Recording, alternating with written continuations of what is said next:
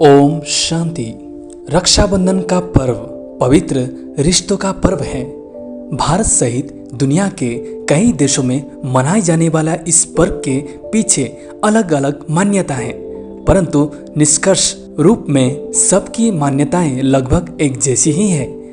परंपरावादी देश भारत में बहन भाई की में राखी बांधकर अपने रक्षा की मांग करती है, जबकि पौराणिक और अतीत की मान्यताओं पर प्रकाश डाला जाए तो स्पष्ट होता है कि यह पर्व केवल भाई बहन तक ही सीमित नहीं था। श्रावण महीने में मनाए जाने वाले पर्व को उपासना और संकल्प का पर्व भी कहा गया है। श्रावणी मात्र कहने से ही श्रावणी पूर्णिमा का बोध हो जाता है। इसी संदर्भ में प्राचीन समय में रक्षाबंधन को सोलोनो पर्व के नाम से भी जाना जाता है। पुराणों में ऐसी मान्यता है कि महर्षि दुर्वासा ने ग्रहों के प्रकोप से बचने हेतु रक्षाबंधन की व्यवस्था दी थी। महाभारत युग में श्री कृष्ण ने ऋषियों को पूज्य मानकर उनसे रक्षा सूत्र बंधवाने को आवश्यक माना था, ताकि ऋषियों के तपबल से भक्तों की रक्षा हो सके। यह भी माना जाता है कि देवासुर संग्राम में देवताओं की विजय से रक्षाबंधन का त्योहार शुरू हुआ था। इसी देवासुर संग्राम के संबंध में एक किंवदंती ऋग्वेद में स्पष्ट रूप में वर्णित है कि जब देवताओं और असुर के युद्ध हुआ, देवताओं की विजय के बारे में कुछ संदेह होने लगा था। इस युद्ध में देवताओं को राजा इंद्र ने भी भाग लिया था। तब राजा इंद्र की पत्नी इंद्राणी श्रावण पूर्णिमा के दिन गुरु बृहस्पति के पास गई थी। तब गुरु ने ही विजय के लिए रक्षाबंधन बांधने का सुझाव दिया था। राजा इंद्र की विजय हुई थी। बहरहाल जो भी हो, परंतु कालांतर में इसका रूप बदलते बदलते आज भौतिक युग में भाई बहन के बीच में आकर सिमट गया है। अब तो केवल शौक के वश भाई बहन के हाथ में सजावटी आधुनिक युग की राखी बांधती है और उससे स्थूल धन पाने की कामना रखती है। भाई भी कुछ न कुछ उपहार के रूप में बहन को राखी का दर्ज अदा कर इतिश्री कर लेते हैं। आज भाव और भावना दोनों ही बदल गई है। श्रावण मास के सर्व आत्माओं के रक्षक परमपिता परमात्मा शिव भोलेनाथ का महिमा भी माना जाता है, जिसमें शिव भोलेनाथ की शीघ्र प्रसन्न होने की बात कही जाती है। इस मास में रक्षाबंधन मना जाने का रिवाज है। यह अपने आप में कई आध्यात्मिक रहस्य को समेटे हुए हैं। आज समाज में आसुरी प्रवृत्तियों से कोई भी सुरक्षित नहीं है। आज रक्षाबंधन ने नए कलेवर का रूप ले लिया है और उसमें से आध्यात्मिकता की शक्ति और एकता की शक्ति की मजबूती टूट गई है। आज यह भावनाओं के बदले कामनाओं का पर्व बनकर रह गया है।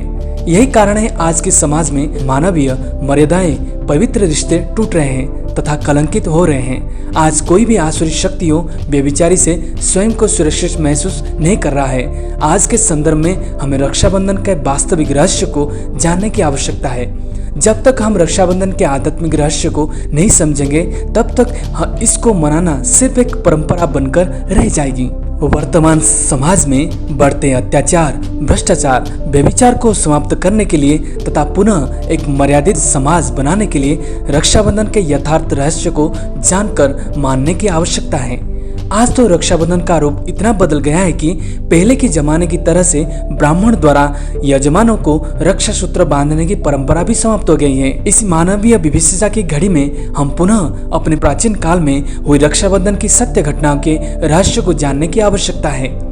वास्तव में रक्षाबंधन के पर्व का प्रारंभ स्वयं परमपिता परमात्मा ने किया था। जब इस सृष्टि पर मानवीय संवेदनाएं शून्य हो जाती है, मानवीय रिश्ते टूटने लगते हैं, तब परमपिता परमात्मा अवतरित होकर सच्चे ब्राह्मणों की रचना करते हैं तथा उन्हें अपवित्रता को समाप्त कर तथा आसुरी प्रवृत्तियों को मुक्त होने का संकल्प देते हैं।